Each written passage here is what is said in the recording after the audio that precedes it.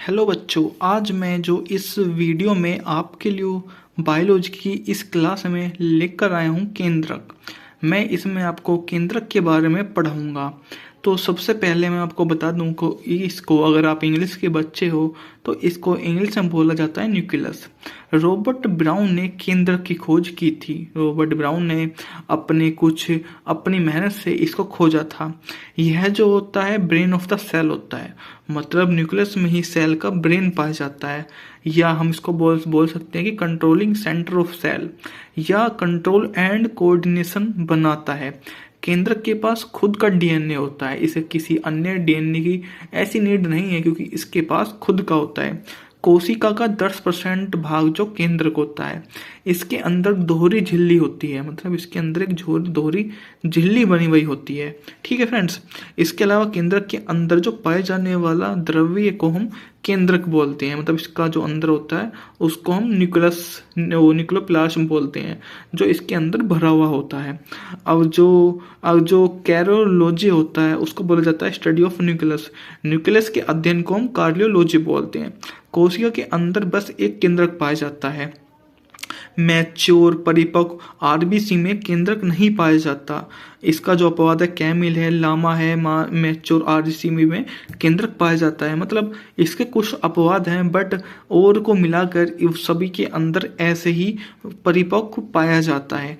केंद्रक में जो अपनी कंट्रोलिंग पावर है वो इसको एक मुख्य बना देती।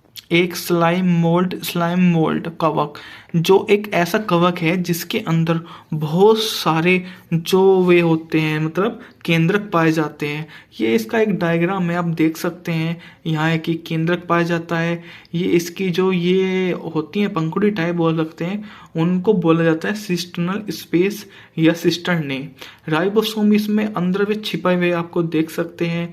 इसमें दो प्रकार के होते हैं, एक रफ एंडोप्लाज्म रेटिकुलम जिसको हम SIR बोलते हैं, और एक होता है स्मूथ एंडोप्लाज्म रेटिकुलम जिसको हम SER बोल देते हैं। इसके अलावा जो केंद्रक के अंदर केंद्रक झिल्ली पाई जाती है जिसको हम न्यूक्लियर मेम्ब्रेन बोलते हैं। दूसरा, इसके अंदर न्यूक्लियोप्लाज्म या केंद्रक द्रव्य भी पाया जाता है। तीसरा, इसके अंदर पाया जाता है न्यूक्लियोइड क्रोमैटिन फाइबर भी इसके अंदर ही पाए जाते हैं। ये इसका एक डायग्राम है सिंपल सा, जिसमें जीन होते हैं जो ऐसे टी करके छुपे हुए होते हैं जीन। इसके अंदर एक डीएनए भी होता है, आप देखो तो आपको समझ में आएगा कि डीएनए कैसा होता है। इसके अंदर हिस्टोप्रोटीन और डीएनए मिलकर बनाते हैं 23 जोड़े क्रोमोसोम या गुणसूत्र के, वो 23 जोड़े बनाते हैं।